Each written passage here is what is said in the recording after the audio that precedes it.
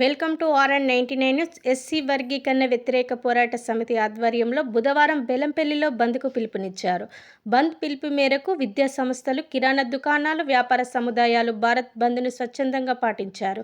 జాతీయ కార్యదర్శి కాసర్ల యాదగిరి, మంచిర్యాల జిల్లా అధ్యక్షులు కుంబాల రాజేష్ మాట్లాడుతూ ఎస్సీ వర్గీకరణ రాజ్యాంగానికి వ్యతిరేకమని, దీనివల్ల కులాలకు నష్టం జరుగుతుందని, ఎస్సీ వర్గీకరణను రద్దు చేయాలని డిమాండ్ చేశారు.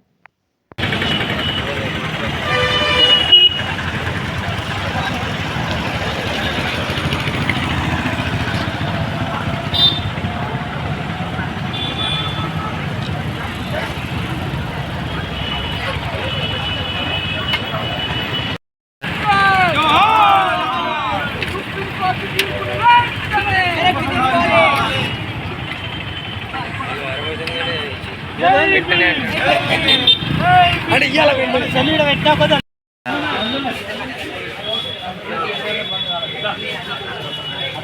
మళ్ళీ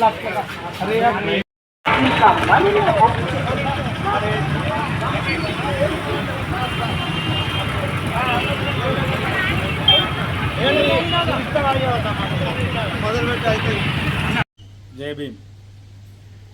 ఈరోజు ఎస్సీ వర్గీకరణ వ్యతిరేక పోరాట సమితి ఆధ్వర్యంలో భారత బంద్కి పిలుపునివ్వడం జరిగింది. ఈ యొక్క బంద్లో విద్యా సంస్థలు, వ్యాపార సంస్థలు, అన్ని సంఘాలు కూడా స్వచ్ఛందంగా ఈ యొక్క బంద్కు సహకరిస్తూ ఉన్నాయి.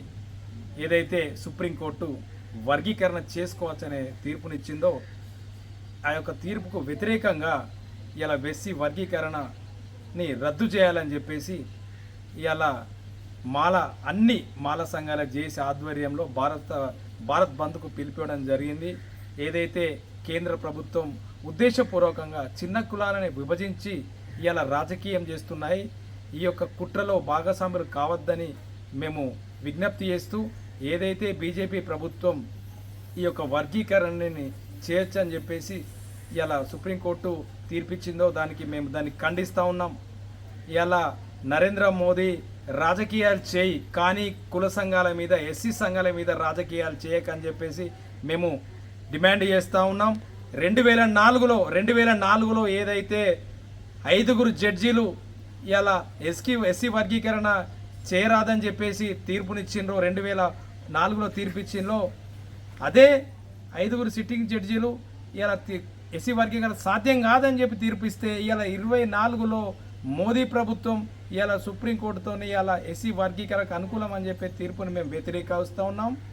భవిష్యత్తులో కూడా మాల కుల సంఘాల, మాల ఉపకులాల కుల సంఘాలన్నీ కూడా కలిపి ఇలా రాష్ట్ర వ్యాప్తంగా ఉద్యమాలు చేస్తూ దేశవ్యాప్తంగా నిరసన కార్యక్రమాలు చేపడుతూనే ఉంటాం. ఇలా మాల కుల సంఘానికి ఉద్యమాలు చేయడం కొత్త కాదు. ఏదైతే ఎస్సీ వర్గీకరణని ఆపేంత వరకు కూడా దేశవ్యాప్తంగా, రాష్ట్ర వ్యాప్తంగా ఉద్యమాలు చేసి ఈ వర్గీకరణని వ్యతిరేకిస్తున్నాం అని చెప్పి తెలియజేసుకుంటూ జై భీమ్.